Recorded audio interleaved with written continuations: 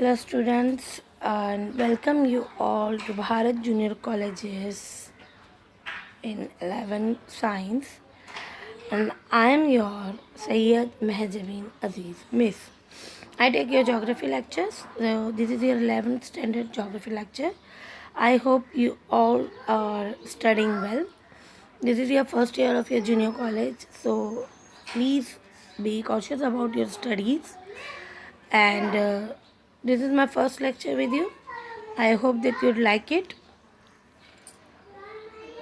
Today we are going to study about chapter 1 earth moments.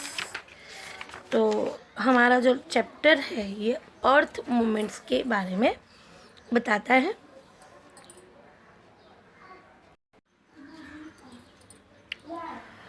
Earth movement यानी earth movement नहीं है ये earth movement. Earth movement क्या होता है?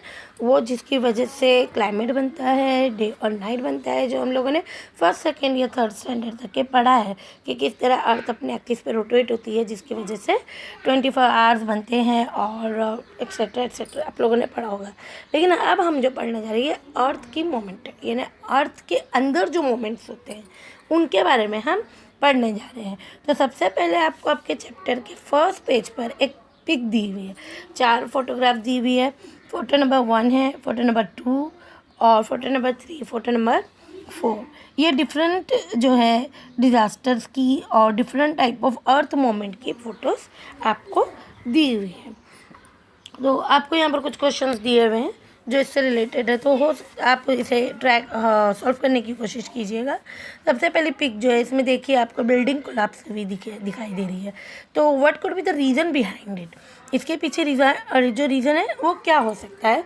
इसके पीछे रीज़न मोस्टली हो सकता है कि यहाँ पर जो है कोई डिज़ास्टर हुआ हो, जैसे कि अर्थक्वेक या दूसरा कोई डिज़ास्टर. दूसरा जो फोटो है इसमें जैसे आपको लावा एक्सप्लोड होते हुए दिखाई दे रहा है. थर्ड फोटो में आपको जो है एक रॉक स्टार्टर दिखाया गया है जो कि फोल्ड है. फोर्थ फोटो में भी आपको एक माउंटेन वैली बताई गई है. तो ये सब जो अर्थ हमारी अर्थ पे जो डिफरेंट टाइप्स ऑफ सरफेसेस दिखाई देते हैं, हम लोगों को अलग अलग टाइप्स के प्लेटियोज, माउंटेन्स, हिल्स, वैलीज ये सब क्यों नज़र आते हैं? हमारी अर्थ पे हर एक लैंडफॉर्म अलग क्यों है? This are all because of the earth moment. तो अब हम इसका जोग्राफिकल एक्सप्लेनेशन समझेंगे. यहाँ पर लिखा हुआ है hills, mountains, plateaus, valleys, etc. are the landforms we see on the earth surface. हम अर्थ की सरफेस पे देखते हैं. हिल्स जो होते हैं बहुत ज़्यादा बड़े होते हैं, माउंटेन्स उससे थोड़े कम. प्लेटियोज, वैलीज तो आप लोगों को पता है वी टाइप होती है, जैसी बहुत ही स्टिप स्लोप होता है वहाँ पर. ये सब क्या है? लैंडफॉर्म्स है जो हम अर्थ सरफेस पे देखते हैं. They have been developed and shaped by the internal and external forces. अब जो अर्थ की इंटरनल और एक्सटर्नल फोर्सेस होती हैं उनकी वजह से ये जो है शेप हुई है या बनी है. The internal process are classified into slow moment and sudden moment. अब हम लोगों को जो है इस चैप्टर में पढ़ने वाले हैं हम वो है इंटरनल प्रोसेसेस.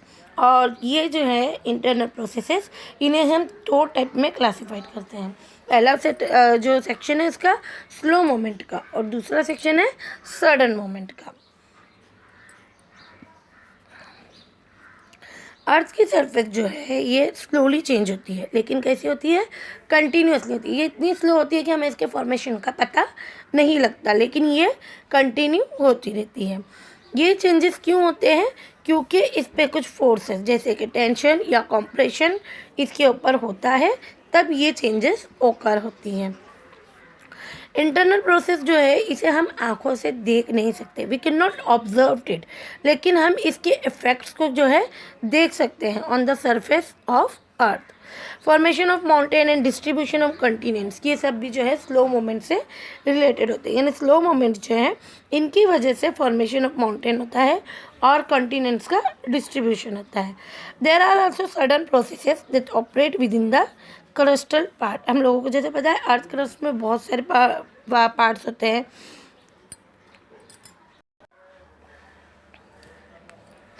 तो जैसे हम जानते हैं कि अर्थ के क्रस्ट के अंदर बहुत सारे प्रोसेसेस और जो है सडन प्रोसेसेस जो है उसके अंदर होते रहते हैं। There effects can be noticed on the surface with in a few seconds और आवर्स। अच्छा, ये बोल रहा है कि फ्यू सेकेंड्स या आवर्स में उसका जो है प्रोसेस हमें दिखाई देता है, लेकिन ये होते बहुत सालों तक है, यानी कम से कम 300 साल 400 साल इसे होने के लिए लगता है। अर्थक्वेक और वोल्केनोज जो है इन्हें हम सडन मोमेंट में काउंट करते हैं। अब एविडेंस ऑफ अर्थ मोमेंट क्या है?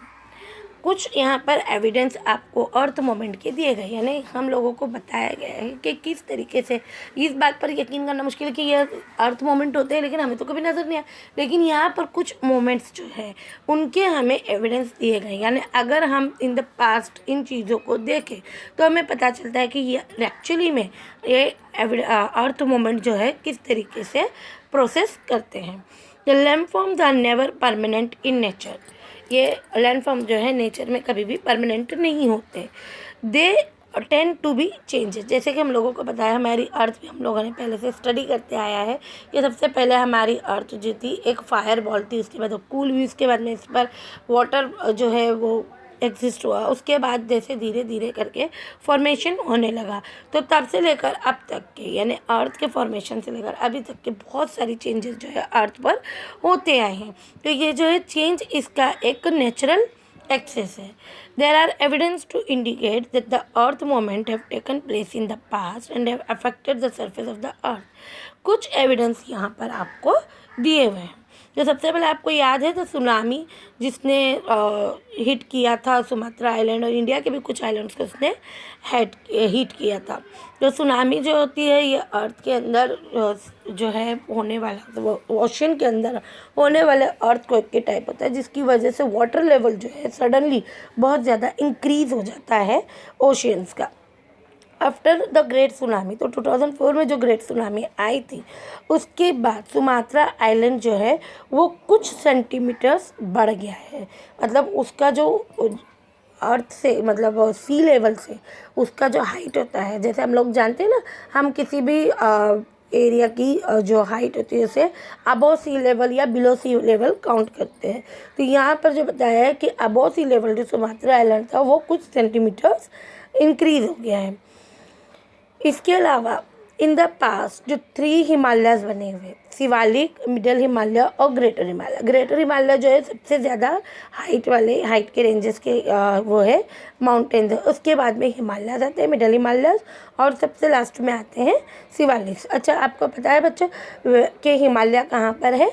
In the north of India, हम लोगों को पता है ना। अब उसके बाद there is a report that say that due to volcanic eruption near Iceland, an island appeared above the sea surface in November 1963।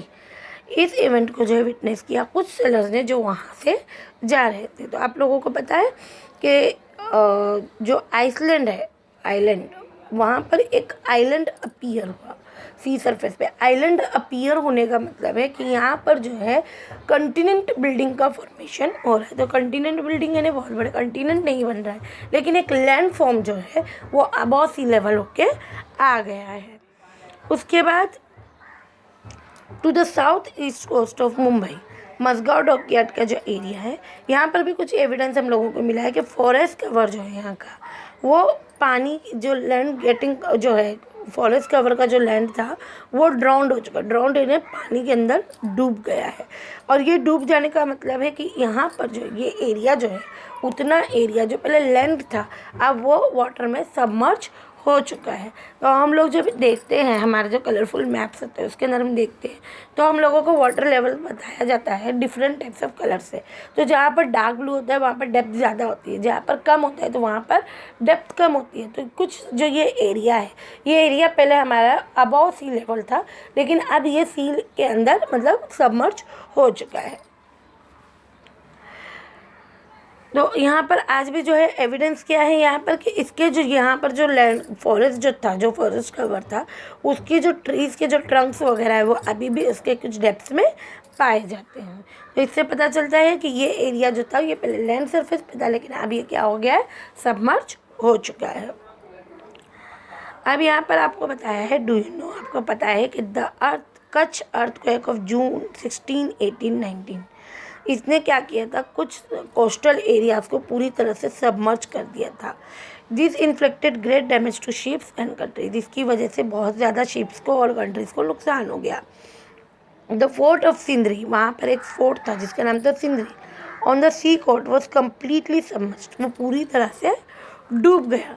Accept a single turret, उसका एक जो है टरेट यानी ब्रुज, उसका एक जो मीनार जैसा होता है ना, वो सी लेवल के वाटर लेवल के अबव रह गया। जो land measuring around 1515 square kilometre in area was raised upward because of this earthquake. The raise land, जो यहाँ पर एक तो पूरा फोर्ट सिंदरी फोर्ट जो पूरी तरह सबमर्ज हो गया, लेकिन एक 1550 स्क्वायर किलोमीटर का एरिया जो है वहाँ पर अपवर्ड यानी बाहर की तरफ आ गया। This raised land is known as Allah Bund. Slow moments अब हम पढ़ने जा रहे हैं। अर्थ मोमेंट का जैसे मैंने आपको बताया 2 टाइप होते हैं। सबसे पहला होता है एक स्लो मोमेंट्स और एक होता है सडन मोमेंट। तो अब हम लोग पढ़ने जा रहे हैं स्लो मोमेंट्स के बारे में। तो हम लोगों के लिए ज़रूरी है इसको समझना कि क्या समझना कि ये प्रोसेस जो होते हैं ये बहुत ही कॉम्प्लेक्स होते हैं, बहुत सिंपल नहीं होते, इनको समझना थोड़ा मुश्किल होता है और ये इंटर रिलेटेड होते हैं, एक दूसरे से जुड़े हुए होते हैं। The earth moment which are the result of internal forces are known as tectonic moments.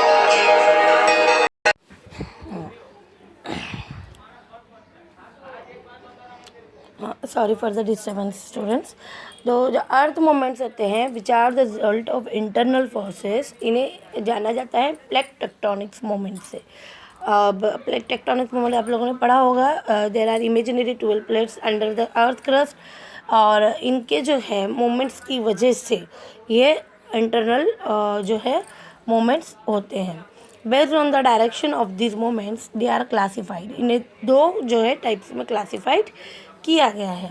एक है वर्टिकल एपिरोजेनिक मोमेंट्स और दूसरा है horizontal orogenic moments.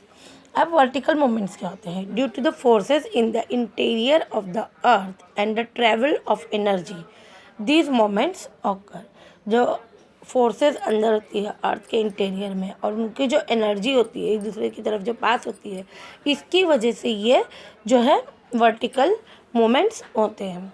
Slow moments keep on taking place either towards the centre of the earth और away from it towards the crust.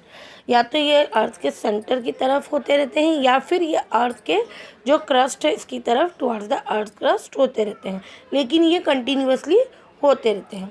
Due to such moments an extensive portion of the crust is either raised up और it subsides.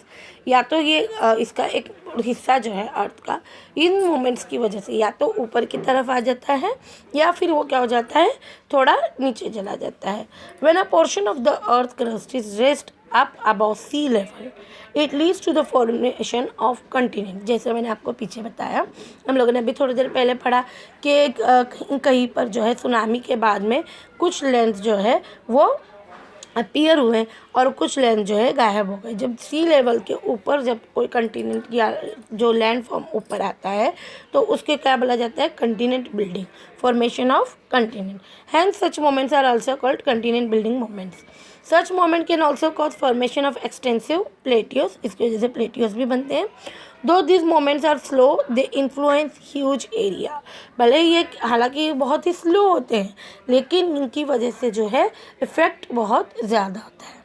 This moments are not related to development of tension और pressure in the earth crust. इनकी वजह से जो है earth crust में कोई tension या प्रेशर क्रिएट नहीं होता, ये इससे रिलेटेड नहीं होते हैं।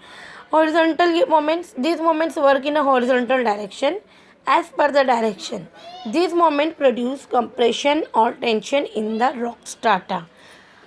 As per the direction, जिस तरीके की डायरेक्शन होती है, जैसे अगर मैंने दो तरफ से किसी चीज़ को खींचा, अगर इसमें टेंशन क्रिएट हो रहा है तो क्या होगा, वहाँ पर जो है क्रैक्स हो जाएंगे।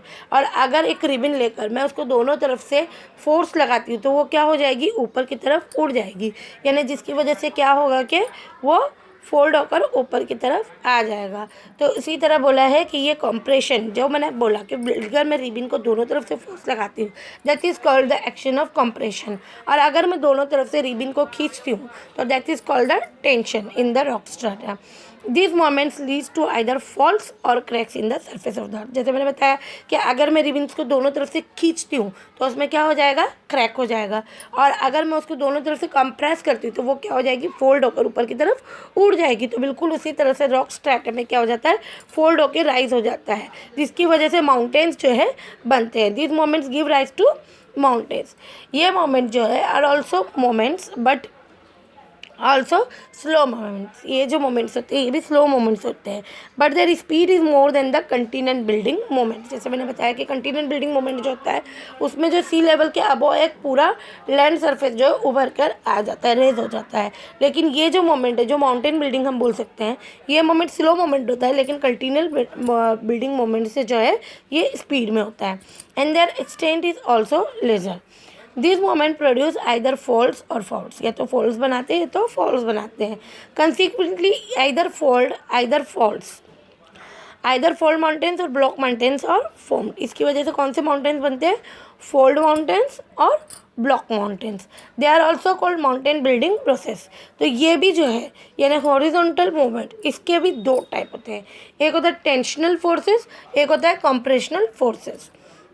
When the forces move away from each other and cause stress in the rock strata, figure 1.2 में देखिए, तो इसको बोला जाता है टेंशन। जैसे मैंने आपको बोला टेंशनल फोर्स, इसको क्या बोला जाता है, tensional forces. This process creates rupture, crack, fractures and faults in the rock strata. This leads to crustal fractures and the formation of faults. Rift valleys और block mountains are formed as a result of this forces. तो इन forces की वजह से क्या क्या बन सकता है, रिफ्ट वैलीज, ब्लॉक माउंटेन्स और fold mountains. And the formation of rift valleys and block mountains, sorry fold mountains नहीं। कंप्रेशनल फोर्सेस, जब हम when the forces operate towards each other, जैसे कि हम लोग मैग्नेट देखते हैं, मैग्नेट में अगर दोनों तरफ एक तरफ की एक ही साइड में आ जाती है, एक तरफ दोनों भी रिएक्ट करती है, ठीक है, बिल्कुल उसी तरह अगर ये फोर्सेस एक ही साइड में एक दूसरे की तरफ रिएक्ट करती है तो इसको बोलते हैं compressional forces. They cause compression and they are called converging और कंप्रेशनल फोर्सेस। फिगर 1.3 में देखिए आपको बताया हुआ है किस तरीके से एक रिबन बनाया गया है, उस रिबन को लोगों ने दोनों तरफ से क्या किया, फोर्स अप्लाई किया, तो वो क्या हो गई, एक तरफ ऊपर से उड़ गई। These moments cause various types of folding. These forces cause pressure on the layer of rocks. This lead to folding and faulting of the surface. तो इससे क्या होती है, फोल्डिंग और फॉल्टिंग होती है। ठीक है बच्चों, तो आपको आई होप कि आप लोगों को मेरा लेक्चर समझ में आया होगा और अच्छा लगा होगा। तो अब बाकी का जो लेसन है ये नेक्स्ट वीडियो में मैं आपको एक्सप्लेन करूँगी। तब तक के लिए स्टे होम, स्टे सेफ।